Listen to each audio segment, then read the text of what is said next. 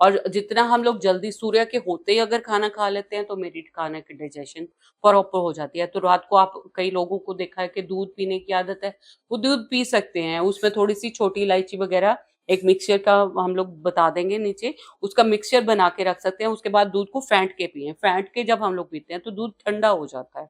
अगर बहुत लोगों को आदत है दूध पीने की तो वो दूध पी सकते हैं, है ना। हमें सिर्फ थोड़ी क्वांटिटी कम करनी होती है। जैसे अगर पहले हम गरीब लोग पहले पुरा- पुराने लोग जो थे जी वो जी। स्टील के गिलास पीते थे, हम लोग अब कांच के गिलास में आ गए, अब फिर कप में आ गए। तो वो कई लोग हैं जो अभी भी स्टील के गिलास में हम्म, पीते हैं। तो अगर वो क्वांटिटी कम करते जाओ क्वांटिटी आप, क्योंकि मेरी एज के साथ बॉडी की रिक्वायरमेंट्स कम हो जाती है। हम लोग जरूरत से ज्यादा खाते हैं, उतनी मेरी जरूरत रहती नहीं है एज के साथ, है ना।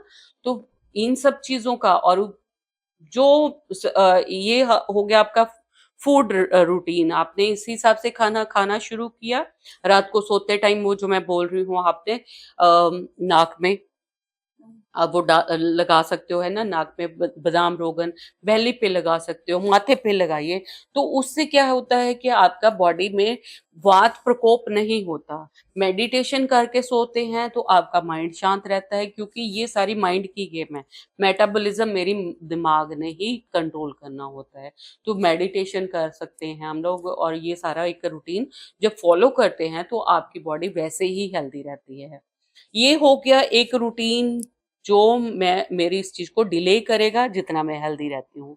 दूसरा एक्सटर्नल हो जाता है। एक्सटर्नल है कि मुझे अपनी आईज का ध्यान रखना है, मुझे अपने कानों का ध्यान रखना है। जब भी आपको लगे कि आपको प्रेशर पड़ रहा है, आपको ऊंचा सुनना शुरू हो गया, तो आप मशीन लगाइए। आपकी आई साइट वीक हो रही है, आप जरूर आप एनक मतलब स्पेक्स वगैरह लगाइए। आपको कहीं पे भी कोई दिक्कत हो रही है, आप उसी टाइम आपको जो भी हेल्प चाहिए आपको लेनी है। अभी ये नहीं सोचना, वेट नहीं करनी कि मेरे को नहीं अभी लेनी, मैं ठहर के कर लूंगा। और सबसे ज्यादा जो प्रॉब्लम यहाँ पे लोगों को देखी है मैंने, वो डिले करते हैं प्रॉब्लम, वो डिले करते हैं ट्रीटमेंट किसी भी चीज का। वो डिले नहीं करना है। अब आप वो नहीं है आप सोचो कि मैं इसको डिले करूंगी करूंगा और मैं इसको खुद रिवाइव करूंगा। अब आप वो मौका खो चुके जी हो अनफॉर्चुनेटली, है ना। क्योंकि आप पहले खुद को ठीक रख सकते थे, आप खुद की डायबिटीज पहले कंट्रोल कर सकते थे। बट अगर हो गई है तो अब आप बॉडी को और स्ट्रेस में मत डालो। आपको कहीं दिक्कत हो रही है, आप उसको हेल्प लीजिए।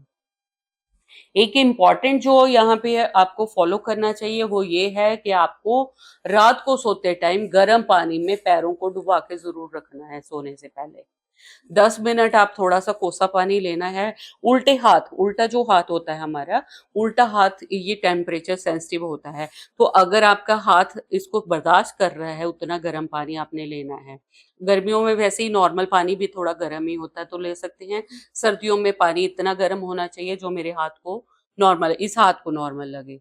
क्योंकि आपका धीरे धीरे पैरों की सेंसिटिविटी कम हो जाती है, आपको नहीं पता चलता कितना गर्म है, नहीं कितना ठंडा है। तो पैरों में फिर वो ब्लिस्टर्स बन जाते हैं। तो हमें वैसा कुछ नहीं करना। आपको टेम्परेचर चेक करना है, फिर आपको पैर उसमें रखने हैं।